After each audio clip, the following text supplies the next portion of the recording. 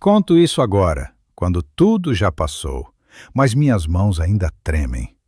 Naquele dia eu levava para casa uma festa, mas trouxe ruínas para minha própria vida.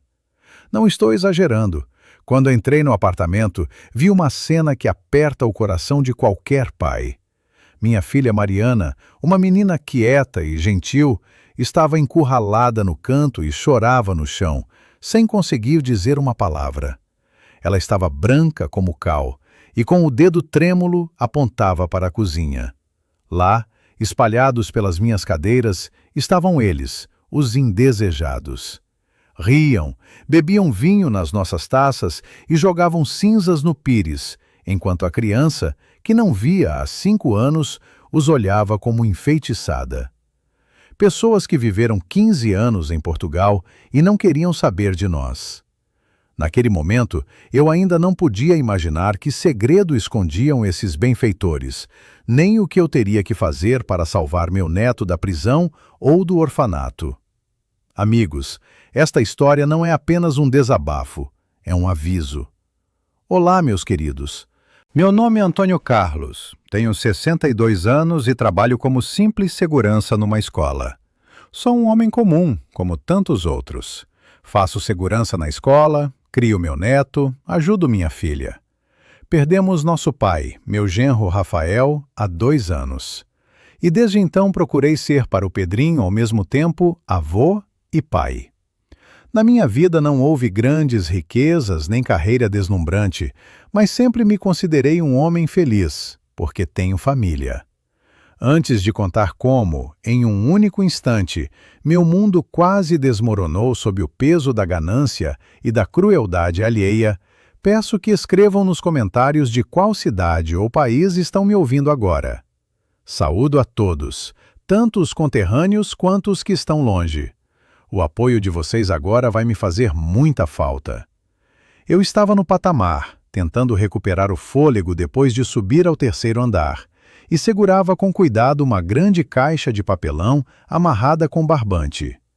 Dentro havia um autêntico bolo mineiro, aquele mesmo, tradicional, pelo qual tive que ir do outro lado da cidade logo depois do turno noturno. Hoje meu neto Pedrinho completava 6 anos e eu sorria para a porta do meu próprio apartamento, antecipando o momento em que a chave giraria na fechadura, a porta se abriria e um furacãozinho gritando "Vovô!" viria me abraçar. Eu já tinha preparado uma piada sobre o Papai Noel que mandava uma lembrança doce antes da hora, mas meu sorriso começou a desaparecer lentamente quando prestei atenção. Por trás da porta havia silêncio. Silêncio demais para uma casa onde se comemora o aniversário de uma criança. Esse silêncio me pareceu pesado, grudento e de alguma forma completamente estranho, como se eu tivesse errado o andar ou até o edifício. O coração deu uma falhada traiçoeira e eu apressei a chave na fechadura, rezando para que Mariana e Pedrinho estivessem bem. A porta cedeu facilmente, mas mal pisei no corredor, quase deixei cair o bolo. Nosso corredor estreito, onde eu e o neto costumávamos jogar esconde-esconde, estava barricado por enormes malas de couro cor de cereja madura. Ficavam ali com insolência, como se fossem donas da casa, bloqueando a passagem até o cabideiro, e delas exalavam cheiro de couro caro e perfume alheio, um aroma adocicado e penetrante que instantaneamente sobrepôs o familiar cheiro de feijoada caseira e aconchego. Cautelosamente, com medo de tocar nas bolsas caras com os sapatos sujos, fui me enfiando para dentro do apartamento. Da sala grande vinha um som estranho, um soluço sufocado e entrecortado que me gelou por dentro. Largando a caixa com o bolo direto na cômoda perto do espelho, corri para a sala e fiquei imóvel. Minha Mariana, minha filha forte e paciente, estava sentada no chão com o rosto coberto pelas mãos, balançando-se de um lado para o outro, como se tivesse uma dor de dente insuportável. Ela chorava em silêncio, de um jeito assustador, Como chora uma pessoa que foi encurralada e perdeu a última esperança. Filha, o que aconteceu? Exalei, ajoelhando-me ao lado dela e tentando ver seu rosto. Onde está o Pedro? O que houve com ele? Mariana não conseguiu responder imediatamente. Ela deu um suspiro convulsivo, afastou as mãos do rosto banhada em lágrimas e, com um dedo trêmulo e sem força, apontou na direção da cozinha. A porta estava escancarada e de lá vinha cheiro de fumaça de cigarro misturado com aroma de fast food.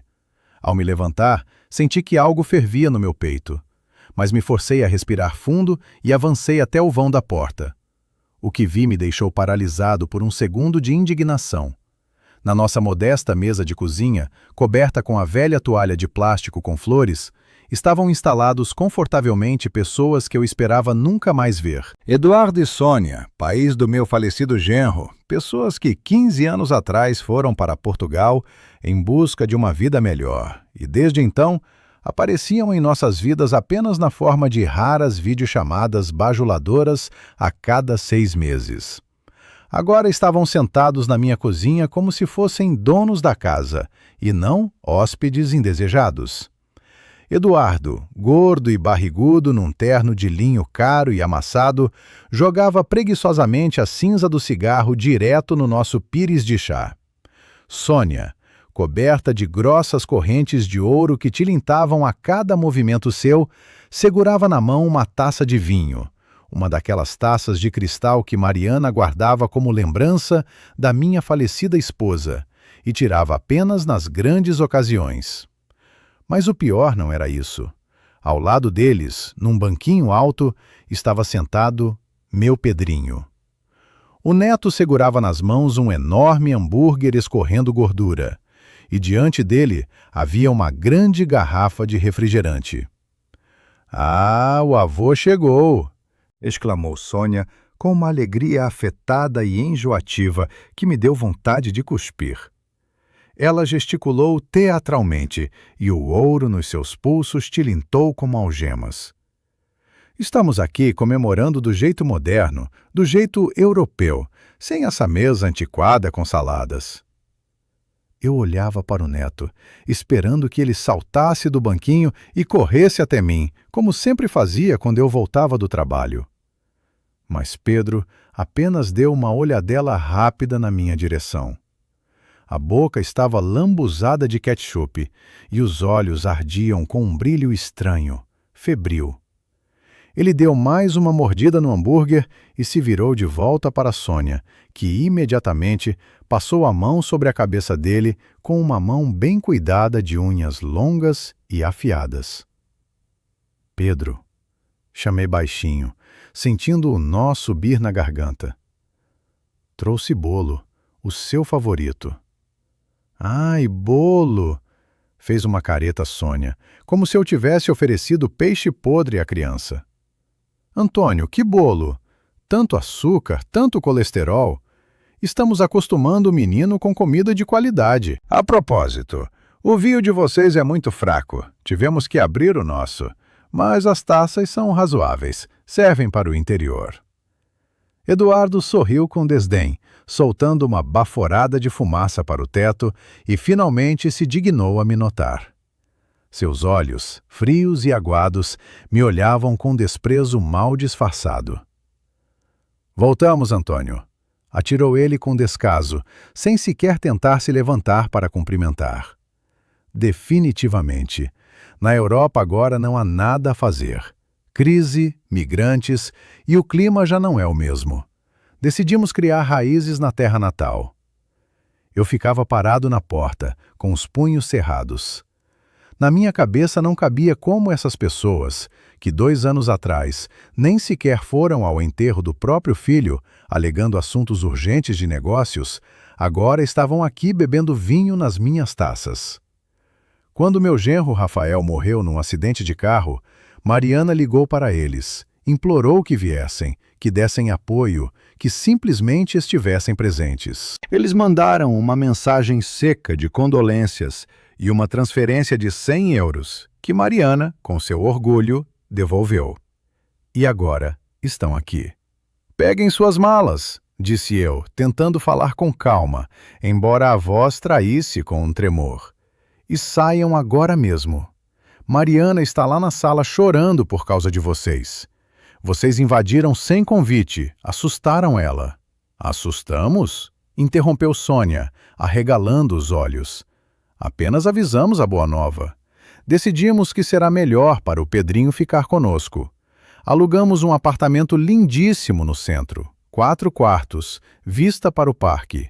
Queremos dar ao neto uma educação digna, status, futuro, e não isso aqui. Ela varreu com a mão nossa cozinha com o papel de parede gasto e a geladeira velha. Não essa miséria num apartamento pequeno. Minha vista escureceu. O chão pareceu fugir debaixo dos meus pés. Eles querem levar o Pedro, meu Pedro, a quem ensinei a andar, com quem a gente curou os joelhos arranhados, para quem li contos na hora de dormir quando Mariana caía de cansaço depois de 2 empregos. O que vocês estão dizendo? Rosnei, dando um passo à frente.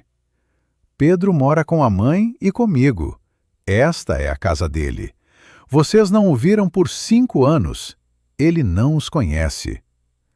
Vai conhecer, cortou Eduardo, e em sua voz soaram notas de aço. Ao bom a gente se acostuma rápido. Olha como ele está gostando. Pedrinho, quer mais batata? Ou talvez mostrar o iPad novo que compramos para você? Pedro animou-se com a palavra iPad e ficou acenando com a cabeça, olhando fielmente para os olhos da bondosa avó. Esse espetáculo me atingiu mais do que qualquer tapa. Eles o estavam comprando. Ali mesmo, na minha frente, por um pedaço de carne frita e um brinquedo brilhante, estavam comprando a alma de uma criança de 6 anos. Fora! Berrei eu, de modo que as taças na mesa tintilinaram. Fora daqui, imediatamente! Esta é a minha casa. Não vou deixar vocês maltratarem minha filha e comprarem meu neto. Levem seu dinheiro, seus hambúrgueres, e que não reste rastro de vocês aqui. Pedro se encolheu assustado na cadeira, deixando cair o hambúrguer no chão. Sônia empalideceu. Manchas vermelhas apareceram no pescoço dela. Ela se levantou devagar, ajeitando o vestido. Você não tem direito de falar assim conosco, Antônio, sussurrou ela. E naquele sussurro havia tanto veneno que bastaria para envenenar um poço. Somos família, avó e avô. Temos direitos. E acredite, temos recursos suficientes para exercer esses direitos. Você quer guerra? Vai tê-la. Mas lembre-se, nessa guerra quem vai sofrer é apenas Mariana e você mesmo. Eduardo levantou-se em silêncio, bebeu o vinho de um gole e demonstrativamente colocou a taça vazia na beira da mesa. Vamos embora, disse ele, olhando para mim como para o nada. Hoje vamos, mas voltamos e levaremos o que é nosso.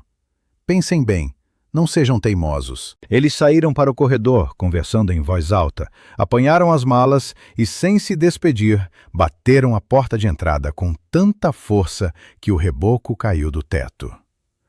No apartamento voltou o silêncio, mas agora não era vazio, era um silêncio vibrante de tensão e ameaça não dita.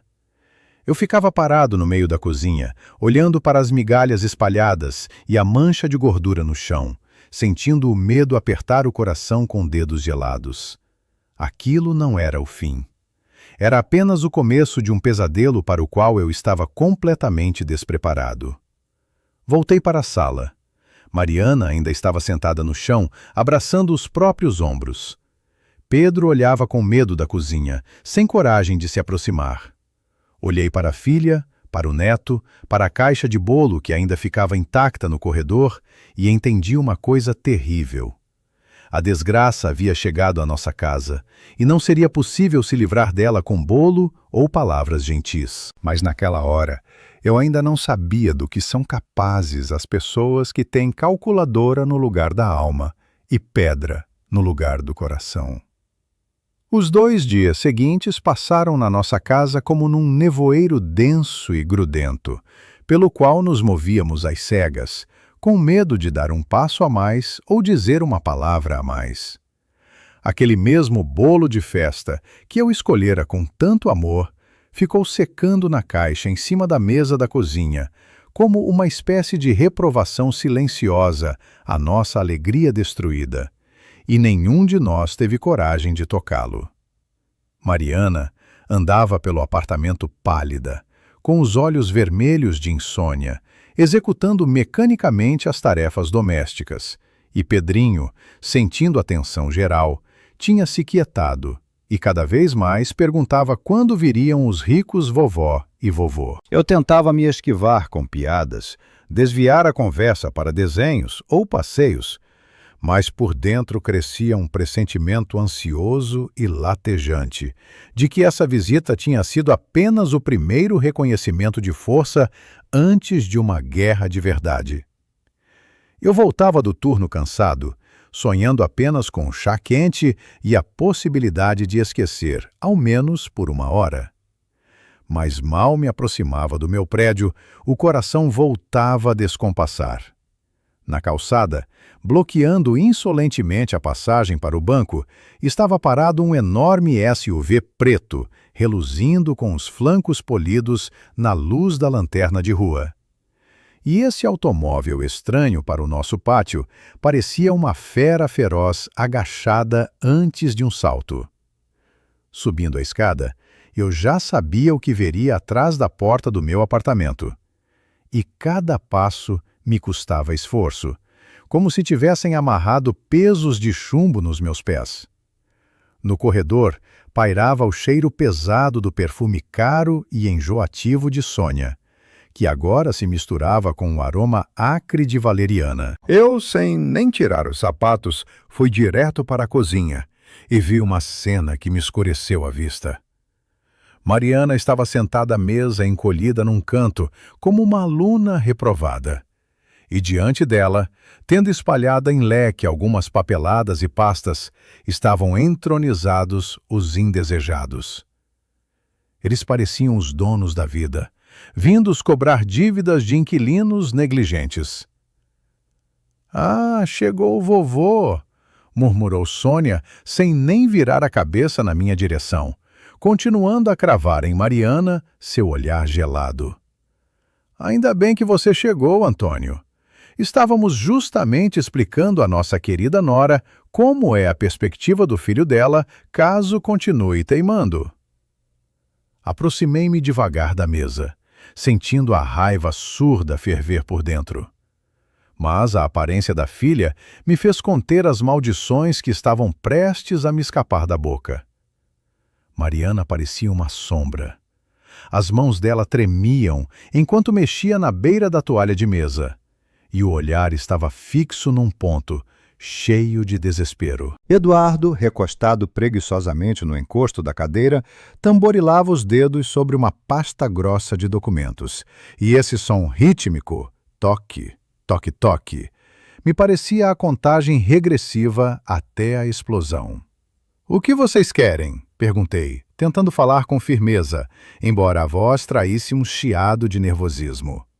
"Já disse claramente da última vez. Vão embora." "Não estamos brincando, Antônio", respondeu Eduardo, e em sua voz soou uma segurança ameaçadora e calma, que assusta mais do que qualquer grito. "Vamos conversar como pessoas civilizadas, sem seus modos de guarda de portão. Trouxemos documentos. É um plano preliminar de tutela e um acordo de entrega voluntária da criança para a criação por parentes próximos que possuem, digamos, uma situação financeira mais estável." "Que entrega?" Dei um passo à frente, pronto para rasgar esses papéis em pedaços. "Vocês estão loucos? Pedro é nossa criança." Sônia virou-se bruscamente para mim, e seu rosto se distorceu numa careta de nojo. "Nossa!" retrucou ela com veneno. "Olha onde ele mora! Olha essas paredes, essa mobília miserável! E agora olha aqui." Ela puxou da pasta uma fotografia e a jogou na mesa diante de Mariana. Vi na foto meu falecido genro, Rafael, sorrindo diante de uma paisagem marítima. A foto era antiga, tirada antes da partida deles para Portugal. Seu marido, Mariana, nosso filho, começou Sônia, e sua voz ficou melosa, envolvente como um laço. Ele queria uma vida diferente para a criança dele. Queria que Pedro estudasse nas melhores escolas, visse o mundo, comesse comida de qualidade e não macarrão de promoção. Rafael morreu porque você não conseguiu segurá-lo. Não conseguiu dar a ele o apoio que um homem precisa. Você não o protegeu com sua fraqueza, seu eterno lamentamento e sua recusa de se desenvolver. Vi Mariana estremecer como se tivesse levado uma chicotada. Aquela era a arma mais terrível deles. Eles atacavam a ferida aberta, o sentimento de culpa que ela carregava havia 2 anos. Não se atrevam, sussurrou ela, e as lágrimas rolaram pelo rosto. Eu o amava. Amava? Sorriu Eduardo, jogando lenha na fogueira. Amor é responsabilidade, minha filha. Você empurrou nosso filho para a cova com sua impotência e agora quer fazer o mesmo com o neto? Nós somos a família verdadeira dele. Daremos a ele status, conexões, futuro. E o que você vai dar? Um emprego de caixa de supermercado? Ou talvez seu pai vai ensinar ele a abrir cancela? O sangue subiu-me à cabeça com tamanha força que os ouvidos uniram. Agarrei uma cadeira em que ninguém estava sentado e a empurrei com estrondo para o lado, interrompendo aquele fluxo de sujeira. Calem-se! Berrei, curvando-me sobre a mesa. Vocês abandonaram o filho quando foram embora. Não foram ao enterro dele e agora ousam acusar Mariana. Fora daqui! Vou chamar a polícia. Sônia nem se mexeu, apenas torceu com desprezo os lábios pintados. Chama! Disse ela tranquilamente, olhando direto nos meus olhos. Chama quem quiser. Nossos advogados são tão bons que você vai se cansar de engolir poeira. Se resistirem, provaremos que Mariana é uma histérica instável e deprimida, incapaz de cuidar de uma criança. E você, Antônio, um velho senil que vive na miséria e exerce má influência sobre o neto. Faremos uma perícia. Encontraremos testemunhas que confirmarão que a criança passa fome e anda com roupa de brechó. Vamos levá-lo de qualquer jeito. E então vocês jamais vão vê-lo. Nunca mais. Na sala pairava o silêncio, terrível e pesado, rompido apenas pelos soluços baixos de Mariana. Olhei para aquelas pessoas e compreendi que não estavam blefando. Para elas, Pedro não era um neto amado, mas um troféu, um objeto a ser tomado por princípio, para satisfazer o ego, e talvez por outros propósitos que ainda não conseguia entender. Eles nos pressionavam com sua riqueza, seu cinismo, sua certeza de que tudo nesse mundo se compra e se vende. Estamos oferecendo a vocês a chance de preservar a dignidade, continuou Eduardo, mudando o tom para algo mais empresarial. Não somos monstros. Permitiremos que vejam Pedro às vezes, nos feriados, se comportarem com sensatez. Deem seu consentimento para que Pedro passe os fins de semana conosco. Para começar, que o menino veja uma vida normal, que compare. Isso será honesto em relação à criança, não é mesmo? Como podem privar-lhe da escolha só por egoísmo de vocês? Mariana ergueu para mim os olhos lacrimosos, onde o horror se misturava à dúvida. Eu via como o veneno das palavras deles penetrava em sua alma, como ela começava a acreditar que era mesmo uma mãe ruim que privava o filho da felicidade. Pai, ela sussurrou mal audível. Talvez deixem tentar, só nos fins de semana. Eles têm razão, têm dinheiro. Pedro precisa... Mariana, exalei eu, incrédulo ao que ouvia. O que você está dizendo? Que bom senso, arulou Sônia. É apenas uma autorização para levar o neto no fim de semana. Nada demais. Vamos mostrar a ele um parque de diversões, ir a um bom restaurante, que a criança se alegre. Eu queria empurrar esses inumanos para fora, porta fora, mas percebi que se eu usasse a força agora, eles chamariam a polícia e transformariam isso em agressão. Então, eu perderia definitivamente qualquer chance de proteger o neto. Nesse momento, no vão da porta, surgiu uma figurinha pequena. Pedro estava de pijama, segurando nas mãos o urso de pelúcia que eu lhe dera 3 anos atrás. "Vovó Sônia?" perguntou ele quietinho. "Você vai mesmo me comprar aquele carro de controle remoto?" Sônia se derreteu num sorriso meloso que me deu enjoo. "Claro, meu ouro, o carro, o robô e tudo o que quiser. Prepare-se. Amanhã o vovô Eduardo e eu vamos te levar para um conto de fadas de verdade." Pedro olhou para mim, depois para a mãe e depois de volta para Sônia. E nos seus olhos eu vi não um brilho infantil, mas um brilho calculista de interesse.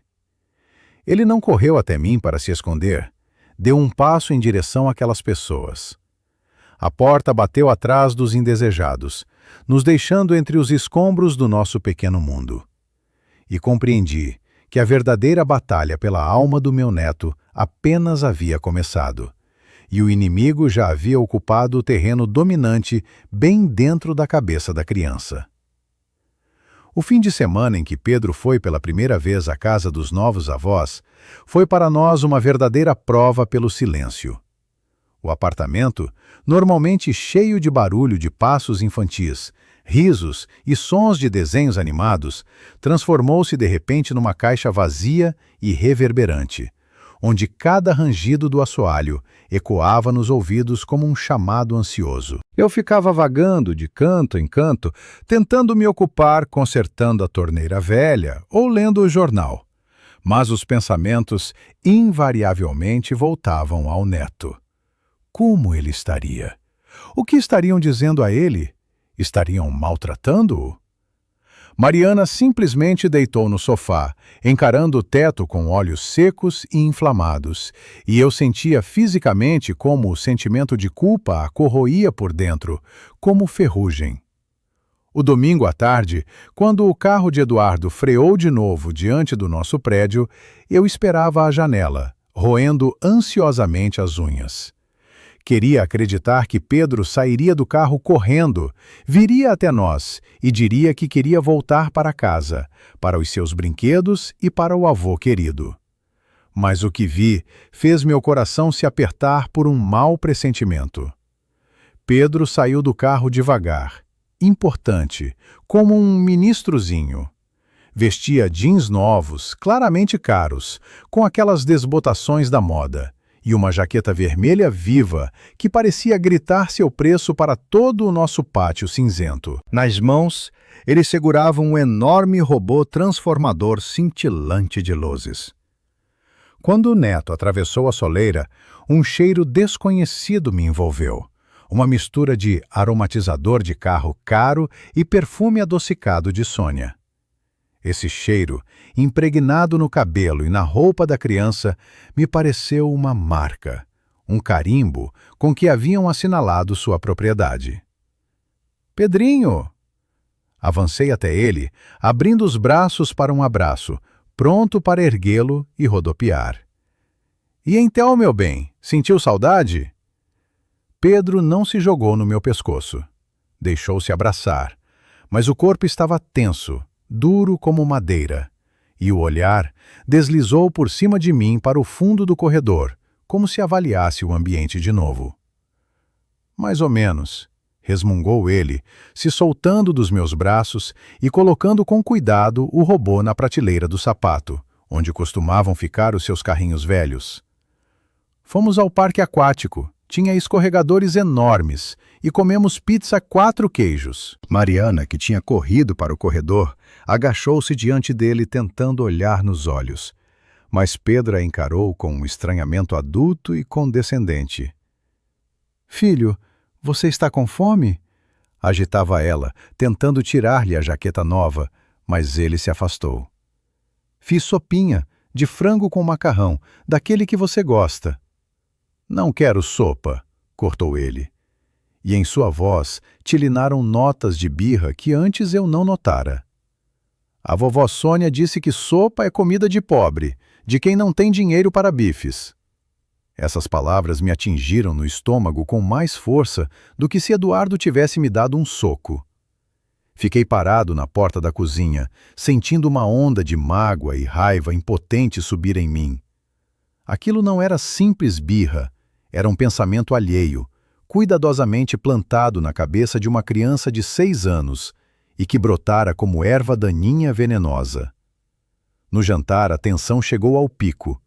Pedro remexia o prato com ar de mártir, afastando demonstrativamente os pedaços de frango. "Não vou comer isso", declarou ele em voz alta, jogando a colher que tilintou contra a borda do prato. "Não tem gosto nenhum e cheira diferente. A vovó Sônia diz que vocês compram carne barata no mercado onde tem rato." "Pedro", não me contive, batendo a palma da mão na mesa. "O que você está dizendo? Sua mãe se esforçou, cozinhou. Que diferença faz qual o mercado? É comida, a nossa comida." Pedro olhou para mim debaixo do queixo, e em seu olhar vi não arrependimento, mas um desafio frio e espinhoso. "Você só tem inveja, vovô", disparou ele com palavras que claramente havia ouvido mais de uma vez naqueles 2 dias. "Porque você é pobre, não entende nada, nem sabe dirigir, só anda de ônibus." "E o vovô Eduardo disse que vai me dar um quadriciclo no verão. E você, o que vai me dar?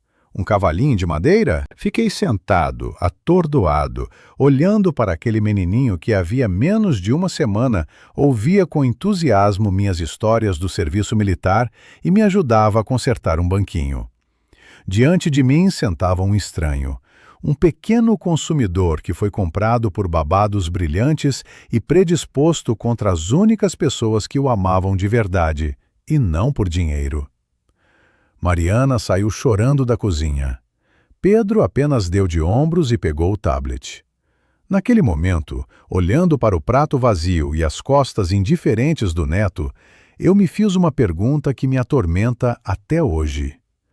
Eu deveria ter proibido terminantemente aquelas viagens naquela mesma noite, à força fechar a porta e cortar os indesejados, mesmo sabendo que isso levaria a uma guerra, processos e possivelmente ao ódio do neto? Ou agi certo ao optar por aguentar e esperar, esperando que Pedro, por conta própria, percebesse a diferença entre amor e suborno? A situação piorou uma semana depois. Os indesejados, sentindo que o gelo havia quebrado e a defesa estava perfurada, passaram para o ataque geral. Sônia agora ligava para Mariana todos os dias, sem papas na língua. Exigia um relatório do que havia dado para a criança comer, como o vestiram, porque ele não atendia a videochamada instantaneamente. Uma vez, ao voltar do turno, encontrei em casa mais uma cena. Sônia estava no meio da nossa sala, sem nem tirar seu casaco de pele, e enfiava na cara de Mariana algum papel. "Isto é um encaminhamento para avaliação psicológica", martelava ela, sem me notar. "Achamos que a criança está atrasada no desenvolvimento nesse ambiente. Ele, aos 6 anos, não sabe inglês, não faz tênis. Encontramos um colégio de elite, mas é necessário o consentimento de ambos os tutores ou decisão judicial. Assine a renúncia às pretensões sobre educação, e nós mesmos pagaremos tudo. Se não, vamos solicitar uma vistoria das condições de moradia. Você viu o mofo que tem no banheiro de vocês? Por isso mesmo, a tutela retira a criança e coloca num abrigo." Mariana, encurralada, tremendo, disposta a qualquer coisa para evitar o escândalo, já estava estendendo a mão para a caneta. Ela acreditava neles. Acreditava que estava destruindo o filho, que apenas aquelas pessoas bem-sucedidas sabiam como se devia viver. "Não assine", gritei eu entrando na sala.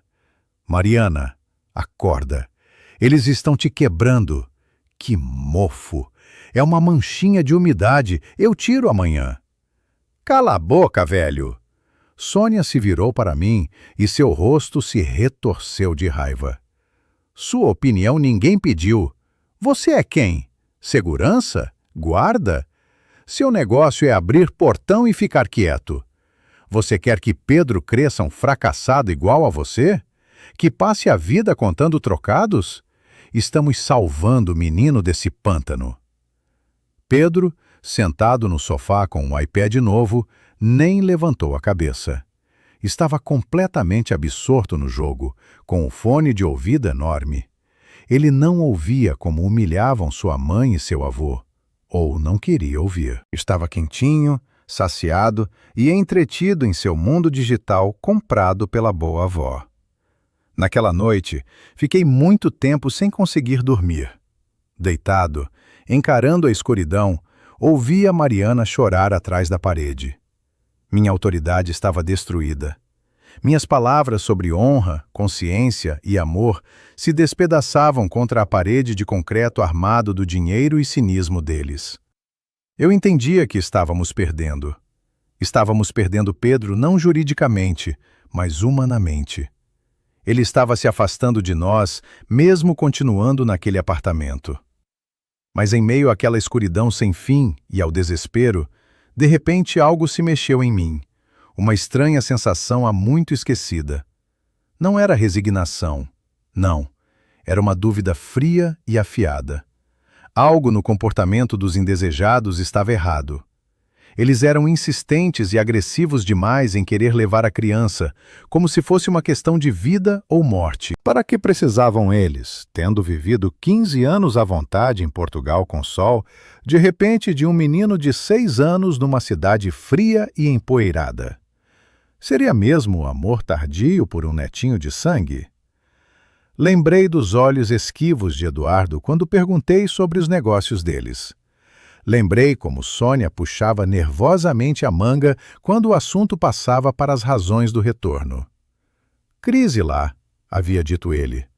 Mas será que da crise se foge para um apartamentinho para brigar por uma criança com parentes pobres? Gente rica não faz isso. Gente rica dá um jeito, eles não entram em brigas domésticas. Levantei da cama, fui à cozinha e bebi um copo d'água. As mãos tremiam, mas a cabeça de repente ficou clara e fria. Entendi que pela força eu não os venceria. Eles tinham dinheiro, advogados e conexões, mas eu tinha algo que talvez eles não tivessem: a verdade. E eu devia encontrar essa verdade, custe o que custar. Decidi que no dia seguinte ligaria para meu velho amigo do exército, cujas conexões podiam alcançar lugares onde minha vista não chegava, no passado português deles que tanto vangloriavam. A manhã do dia seguinte me recebeu com uma chuva cinzenta e garoa que batia melancolicamente no parapeito de zinco, como se contasse os minutos da nossa vida tranquila que ia embora.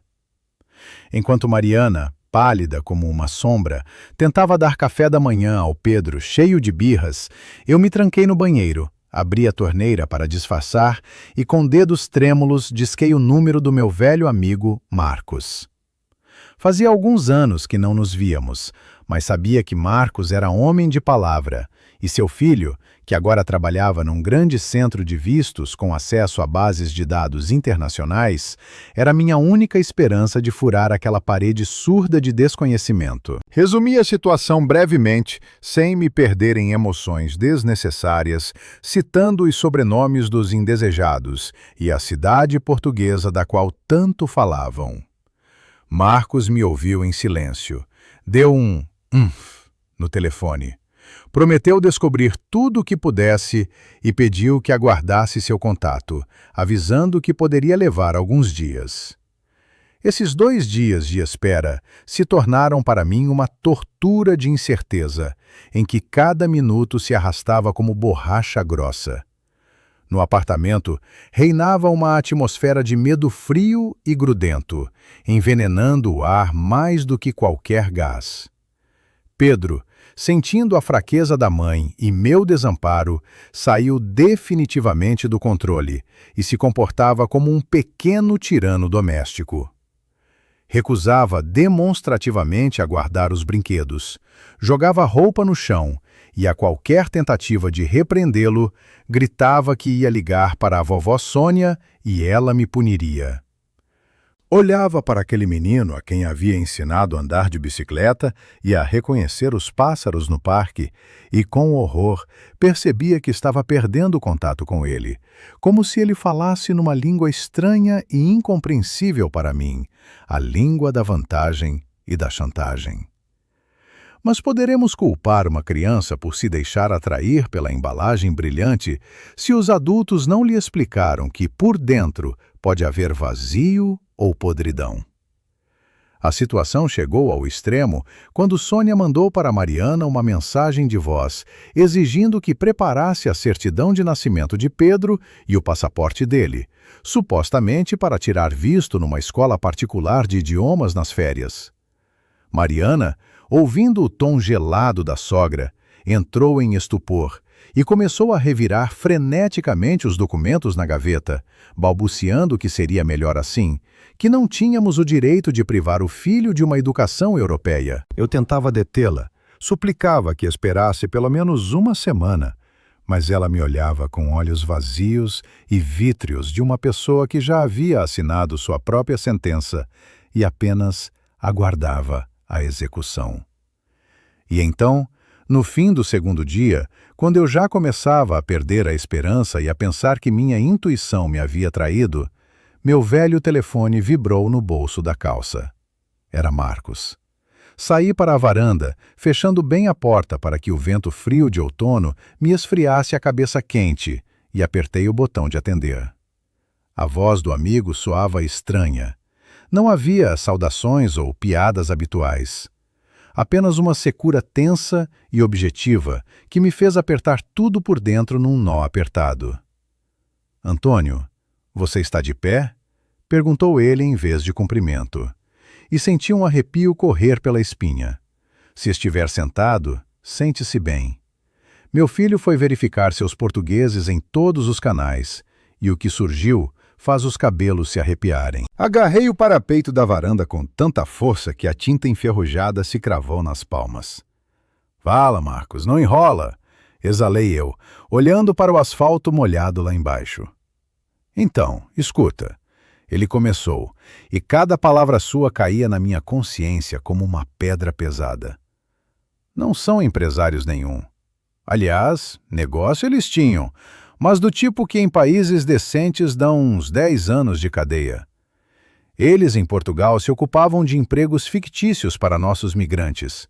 Esquema clássico de golpe. Prometiam trabalho em fazendas e obras, cobravam fortunas para tirar documentos, passavam contratos falsos e desapareciam. Eu ouvia, e o quebra-cabeça na minha cabeça começava a se encaixar num quadro horripilante, mas lógico.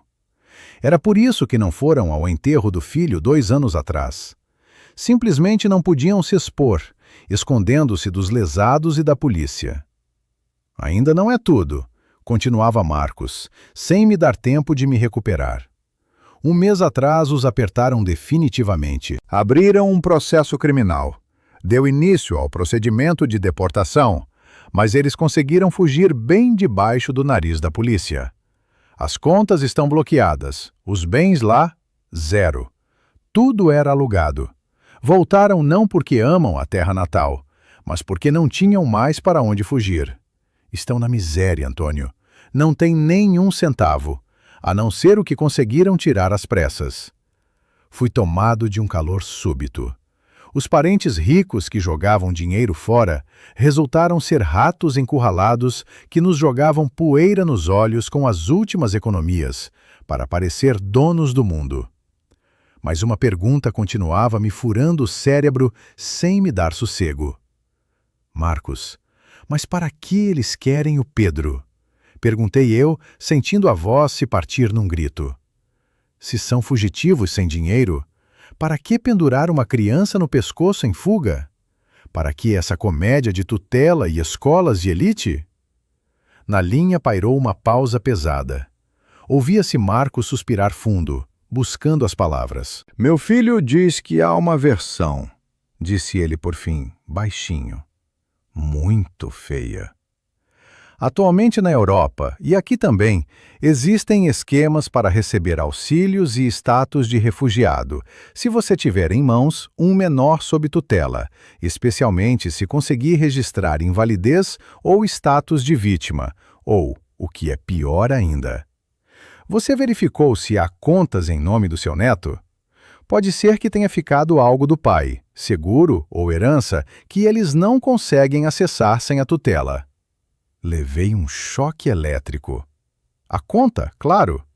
Depois da morte de Rafael, meu genro, houve o pagamento do seguro pela empresa onde ele trabalhava, mais a indenização do causador do acidente. Mariana, alma santa, colocou esse dinheiro numa conta especial infantil em nome de Pedro, para que, ao completar 18 anos, o rapaz tivesse um começo.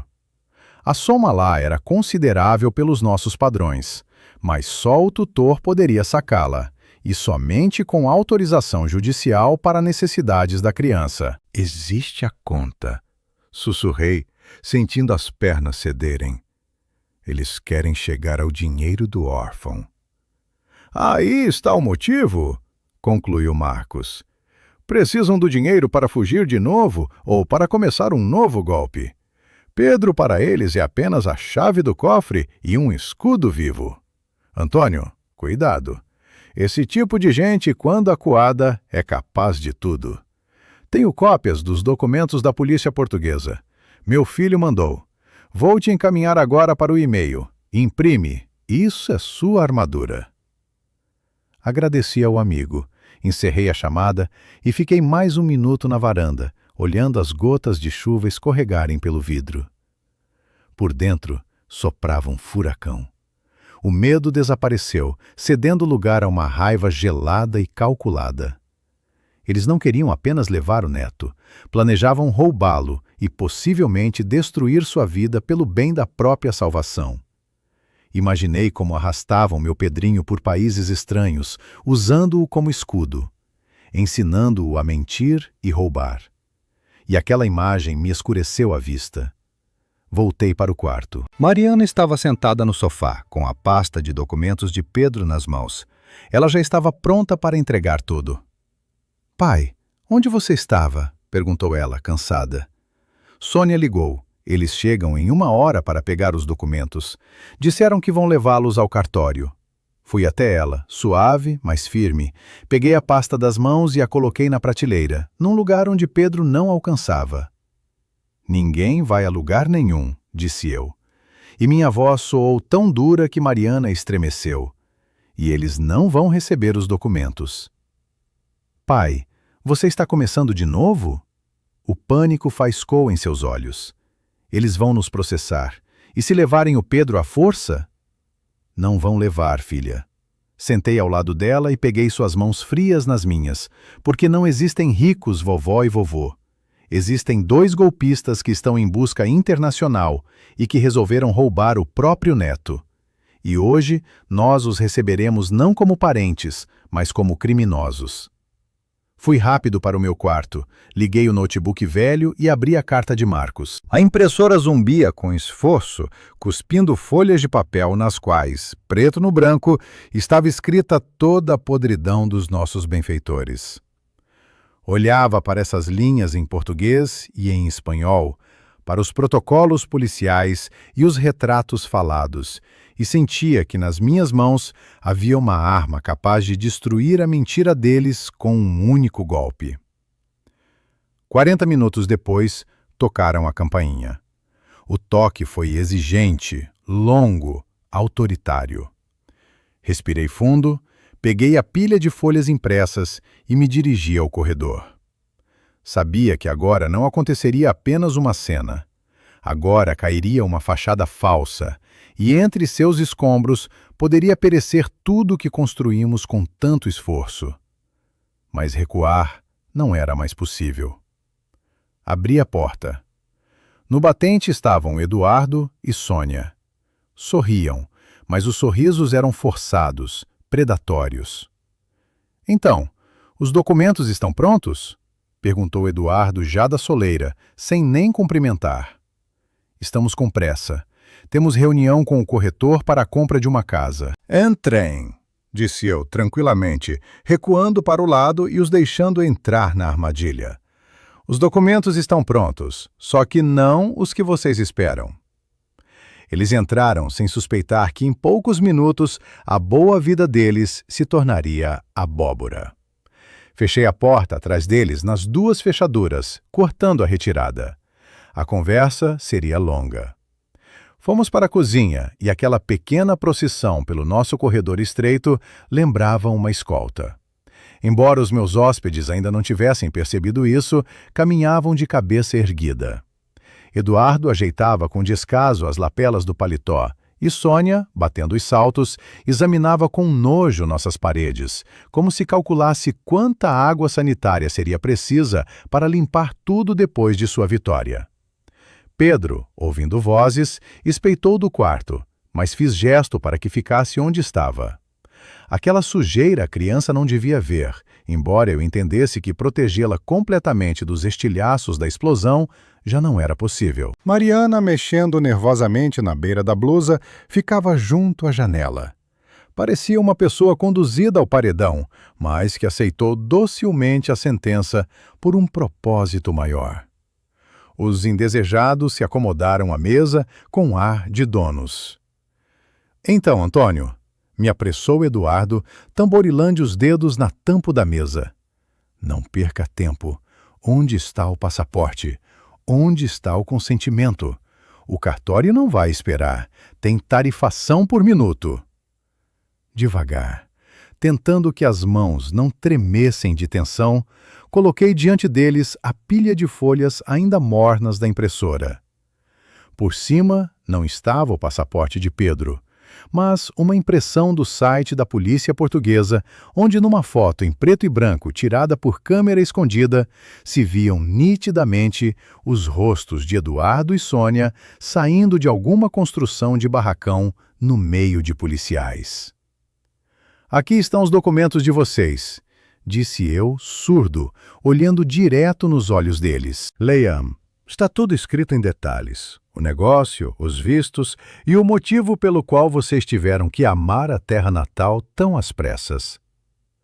Na cozinha pairou o silêncio, não aquele assustado que morava ali nos últimos dias, mas um silêncio pesado, de véspera de tempestade, do momento da verdade. Eduardo, que a princípio dera uma olhadela de relance na folha, de repente ficou imóvel. Seu rosto, que há pouco expressava tédio altivo, começou a encher-se lentamente de uma palidez de chumbo. Ele agarrou o papel, aproximou-o dos olhos e vi como gotas de suor surgiram em sua testa. — O que é isso? — perguntou Sônia em falsete, arrancando as folhas das mãos do marido. — Que absurdo você está nos metendo! É algum Photoshop, uma falsificação. — Falsificação? Repisei eu, me apoiando com as mãos na mesa e me curvando sobre eles. Ali constam os números dos processos criminais, Sônia. O artigo é estelionato em grande escala, falsificação de documentos, organização de migração ilegal. Estão sendo procurados, meus caros, e por pessoas muito sérias.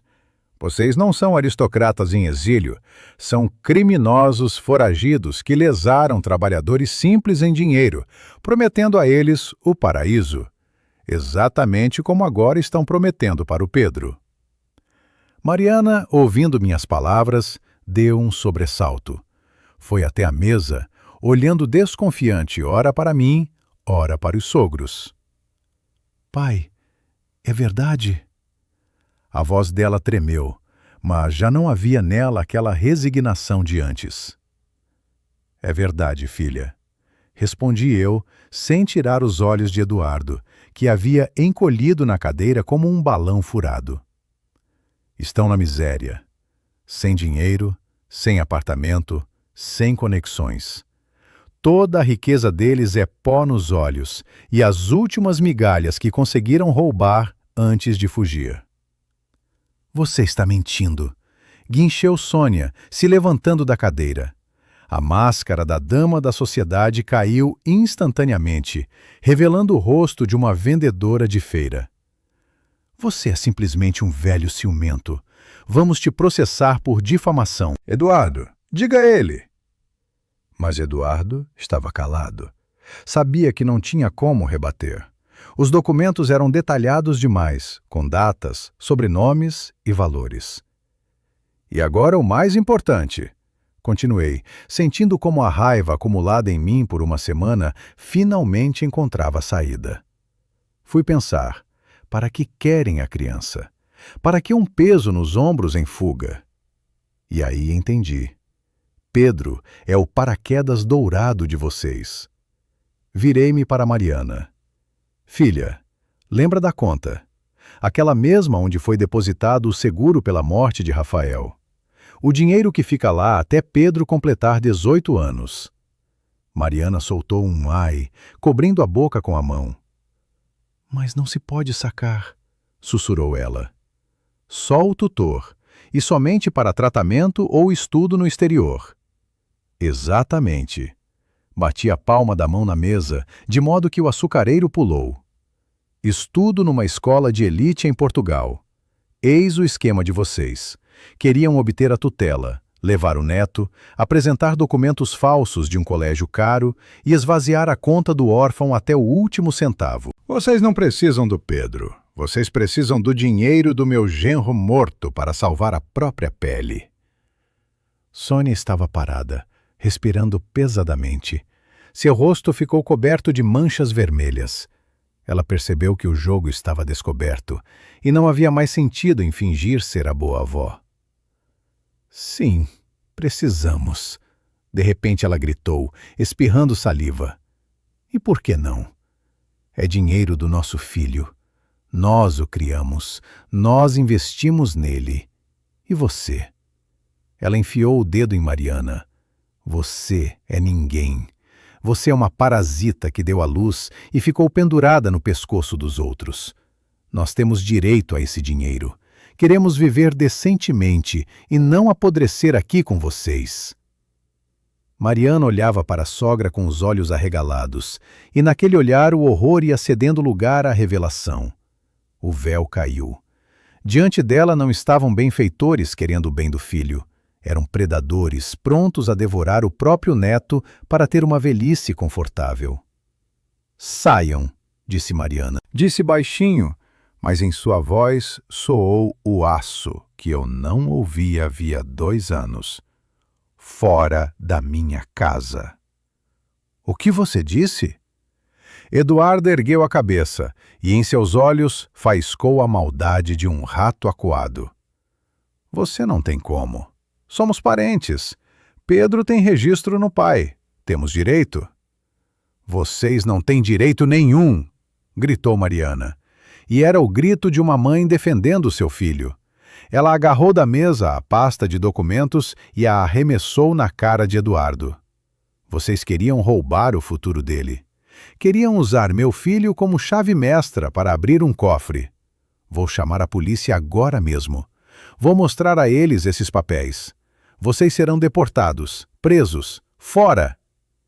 Pedro, assustado com os gritos, correu para a cozinha e se agarrou às minhas pernas. Ele olhava para a boa avó, cujo rosto estava distorcido pelo ódio, e não a reconhecia.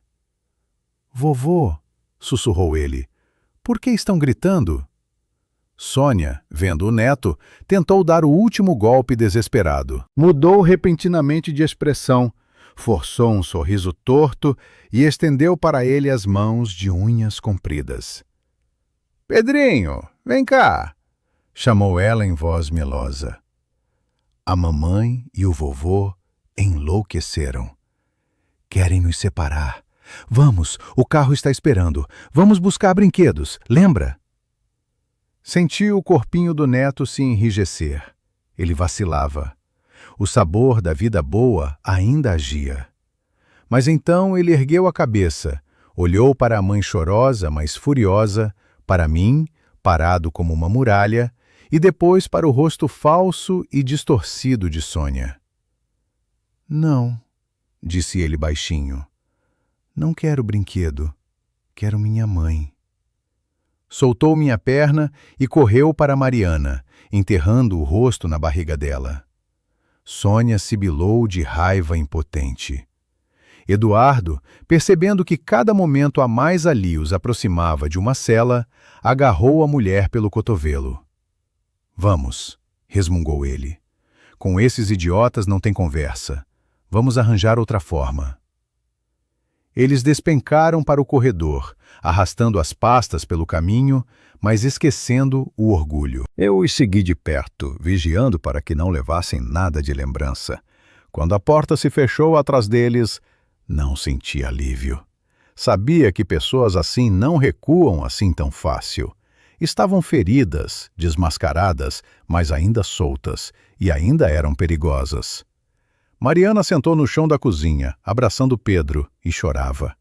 Agora com lágrimas de alívio e arrependimento. Passei a mão na cabeça do neto, mas os pensamentos estavam longe. Precisava ter certeza de que a ameaça havia passado definitivamente.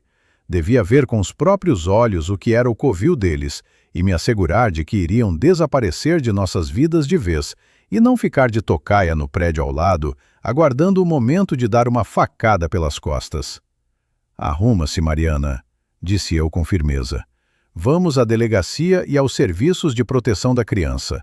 Temos que dar o golpe preventivo antes que inventem uma nova mentira. Mas antes de ir à polícia, decidimos passar pelo endereço que constava nos documentos falsos deles como local de residência. Precisava de uma prova da miséria deles para o serviço de tutela, para fechar de uma vez por todas a questão de melhores condições para a criança. O que vimos lá, 1 hora depois, me abalou mais do que o dossiê policial. Deixamos Pedro com nossa vizinha, Dona Benedita, uma mulher severa e confiável como um cofre, proibindo-a rigorosamente de abrir a porta para quem quer que fosse, a não ser nós. O endereço que constava nos documentos dos indesejados como local de residência temporária ficava realmente no centro da cidade. Mas não era de forma alguma aquele complexo residencial de luxo com portaria e fontes que Sônia tanto gabava.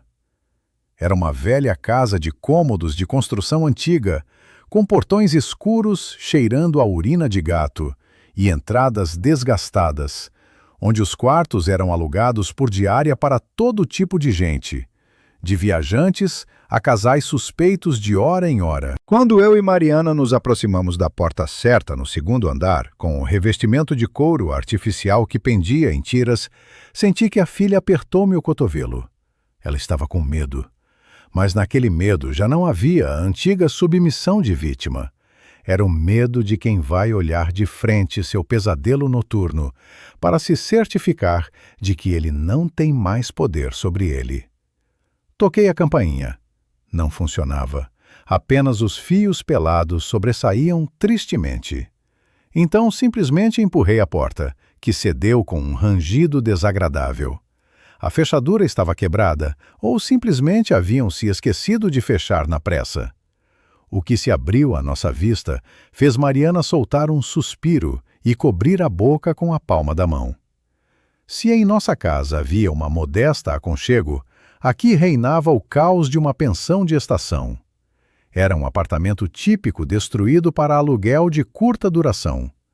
Papel de parede descascado, assoalho rangente coberto de lixo e um cheiro pesado e abafado de ressaca, fumo barato e corpo sujo. No meio do quarto, entre roupas jogadas, malas abertas e caixas vazias de pizza, se agitavam Eduardo e Sônia. Lembravam ratos num navio que afundava. O charme havia desaparecido. O lustro havia sumido. Sônia, sem maquiagem, cabelos despenteados, num roupão encardido, enfiava furiosa na mala aquelas mesmas roupas de marca que, afinal, eram imitações baratas de camelô. Eduardo, de camiseta surrada, revirava freneticamente uns papéis numa mesa, ao lado da qual havia uma garrafa de pinga barata aberta e um copo com líquido turvo. "Vocês!" Sônia parou com uma braçada de trapos nas mãos, nos vendo na porta. Os olhos arregalaram de horror misturado com ódio. "O que querem? Como nos encontraram?" "Pelo cheiro", cortei eu. Passando por cima de uma caixa de fast food jogada no chão, viemos dar uma olhada no seu palácio, Sônia, nessa vida digna para a qual queriam levar nosso menino. Mariana deu um passo à frente, percorrendo com o olhar aquela miséria. Ela viu sobre a mesa, entre as guimbas, um sanduíche pela metade e um pacote de salgadinho vencido. A mesma dieta refinada com que alimentavam o neto.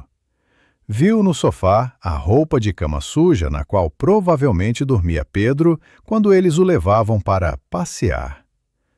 "Meu Deus!" sussurrou ela, e em sua voz havia não malícia, mas nojo e dor. "Vocês traziam a criança aqui, nessa pensão. Falavam em parque, em restaurante, e ficavam aqui bebendo pinga enquanto ele jogava no tablet." Eduardo, compreendendo que não havia mais nada a perder, de repente se soltou, exibindo os dentes amarelados de fumar. Ele se afundou no sofá, cujas molas lamentaram aos gritos, e alcançou o copo. "E a você, que diferença faz onde ele ficava?" Rouquejou ele com raiva. "O importante é que estava satisfeito. Dávamos a ele a ilusão. E o que você vai dar? Sua cara azeda e feijão?" "Sim, nos fodemos, sim, os sócios nos traíram, mas queríamos o melhor. Pegaríamos esse dinheiro, nos levantaríamos de novo e o garoto viveria como um rei. Esse investimento era o jeito de sair." Investimento? Senti como os punhos se fechavam sozinhos. Este é um ser humano. É o neto de vocês e não uma startup. "Não me importa!" gritou de repente Sônia, jogando as roupas no chão. "Não me importa. Não temos como viver. A Interpol nos busca. Temos dívidas até o pescoço e lá na conta ficam fortunas empilhando poeira. Que diferença faz quando ele as recebe? Nós devolveríamos depois. Talvez. Vocês miseráveis ficam sentados em cima do dinheiro sem usar. Cão do hortelão." Agora tudo havia ficado definitivamente claro. Nenhum amor, nenhuma saudade de casa, apenas um cálculo frio de bichos acuados, prontos a devorar o próprio filhote para sobreviver. Eles nem disfarçavam mais. No mundo deles, onde tudo se vende, éramos idiotas, porque não queríamos roubar o futuro de um órfão. "Me ouçam com atenção", disse eu baixinho, mas de tal forma que Sônia parou de histeria e ficou imóvel. "Estivemos na polícia. O registro já está feito, mas ainda não encaminhado. Vocês têm exatamente 1 hora para sumir desta cidade.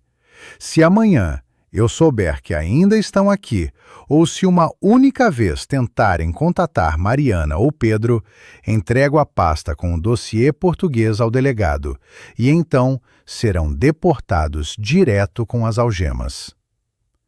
Eduardo empalideceu ainda mais, ficando parecido com um papel molhado. Sabia que em Portugal o esperava a prisão. E não uma cela confortável de filme, mas uma pena real por golpes de grande escala. "Você não vai fazer isso", sibilou ele. Mas em seus olhos eu via o medo. "Somos família." "Não tenho família assim", cortei eu. "Minha família é minha filha e meu neto. E vocês são um erro que acabamos de corrigir. O tempo está correndo." Peguei Mariana pela mão e puxei em direção à saída. Ficar ali por mais tempo era fisicamente insuportável, como se estivéssemos no fundo de um esgoto. "Que vocês se danem!" ecoou às nossas costas a maldição aguda de Sônia. "Que fiquem contando trocados a vida toda, ingratos." Saímos para o ar fresco e fresco da rua, e Mariana de repente parou, encostando-se na parede do prédio. Os ombros dela começaram a tremer. Pensei que fosse chorar de novo, e já me preparava para consolá-la, mas ela de repente deu uma gargalhada. Era um riso estranho, nervoso, purificador, de uma pessoa que acabou de andar na beira de um precipício e sobreviveu. "Pai", disse ela, enxugando as lágrimas que surgiram. "Eles são realmente pessoas infelizes. Têm as malas com trapos, mas não têm lar. Tiveram dinheiro, mas não tiveram consciência. E nós temos bolo. Sorri pela primeira vez naquela semana, de modo verdadeiro e sincero. Sim, filha, temos bolo. E ele provavelmente já secou enquanto a gente aqui guerreava. Não tem problema. Mariana me abraçou, enfiando o nariz no meu ombro, como na infância. Vamos molhar no chá. O que importa é que estamos juntos e o Pedrinho está conosco. Voltamos para casa a pé, sem combinar, escolhendo o caminho longo pelo parque. As folhas de outono farfalhavam sob os pés. A cidade acendia as luzes da tarde, e esse mundo cinzento e familiar, de repente me pareceu o lugar mais belo da terra, porque nele não havia mais mentira. Vencemos, não porque éramos mais fortes ou mais ricos.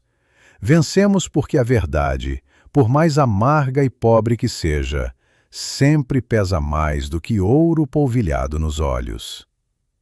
Mas em casa, nos aguardava mais uma coisa, a mais importante. Tínhamos que conversar com Pedro, explicar a uma criança de 6 anos por que a boa fada havia se transformado em bruxa malvada e, ao mesmo tempo, não matar nele a fé nas pessoas. Isso era mais difícil do que expulsar os golpistas. Mas eu sabia que daríamos conta, porque agora éramos de novo uma família. Uma fortaleza inabalável que não se toma nem pela lisonja, nem pela chantagem. Quando voltamos, Pedro estava na cozinha com Dona Benedita e desenhava. Ao nos ver, ele largou os lápis. Em seu olhar havia não minha pergunta, mas uma espera.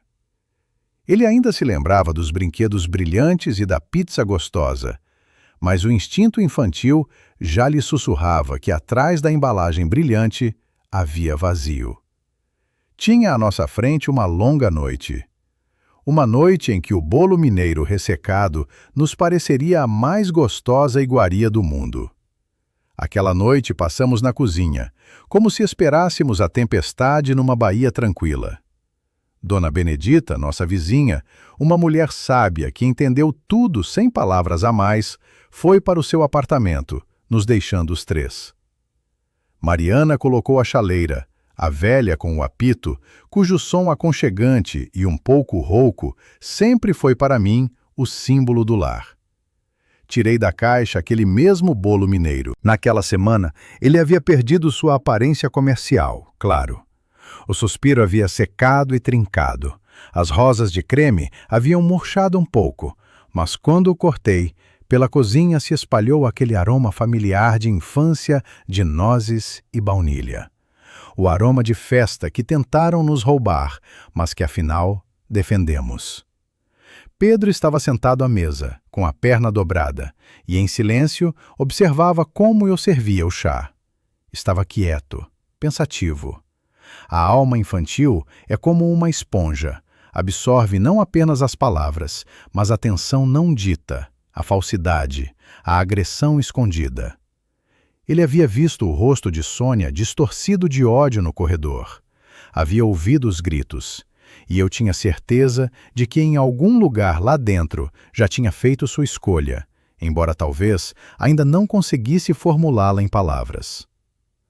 "Vovô?", perguntou ele quietinho, remexendo com a colherzinha um pedaço de bolo. "Eles não vão mais voltar?" Olhei para o neto, para o topete na cabeça dele que teimosamente se espetava, me lembrando do genro falecido, e senti um nó de ternura subir na garganta. "Não voltam, meu bem", respondi eu com firmeza, colocando minha mão grande sobre a mãozinha dele. "Foram para longe e por muito tempo." "E por que a vovó Sônia estava tão brava?" Ele ergueu para mim seus olhos puros e claros. Ela dizia que me amava, que compraria tudo, tudo para mim. Esse foi o momento mais difícil. Como explicar a uma criança de 6 anos que a palavra amor para algumas pessoas é apenas uma moeda de troca, um instrumento, uma chave mestra? Como dizer a verdade sem enlamear o mundo todo em seus olhos? Sabe, netinho, suspirei, escolhendo as palavras. Às vezes as pessoas confundem amor com o desejo de possuir. Elas achavam que o amor pode ser comprado como um brinquedo na loja. Mas o amor verdadeiro não são presentes nem tablets. É quando alguém faz sopa para você quando está doente. É quando a mamãe te lê um conto, mesmo estando muito cansada do trabalho. É quando a gente toma chá juntos com esse bolo ressecado e se sente bem, entende? Pedro franzou a testa, ponderando minhas palavras. Olhou para Mariana, que sorria para ele através das lágrimas, depois para mim, depois para o pedaço de bolo. Deu uma mordida, o suspiro crocantou alto, e de repente ele sorriu com aquele sorriso dele, familiar, sem sombra de arrogância. Ele está gostoso, vovô, disse ele. Mais gostoso do que pizza, porque é doce. Rimos. Era um riso de alívio, o riso de vencedores que haviam ganhado a batalha mais importante, a batalha pela alma de uma criança. Naquela noite ficamos muito tempo sentados, terminando o chá e as migalhas, e eu via como dos ombros de Mariana escorregava o fardo pesado de culpa que a oprimia há 2 anos. Ela voltou a ser mãe, segura, amorosa, protetora. Passou um mês. A vida foi aos poucos voltando ao ritmo de sempre. Os indesejados desapareceram tão abruptamente quanto haviam aparecido. Por Marcos, eu soube que haviam realmente deixado a cidade naquela mesma noite, com medo da polícia, e, segundo os boatos, tentaram se dissolver em algum canto do país vizinho. Deus é quem os julgará. O importante é que o nosso ar ficou mais limpo.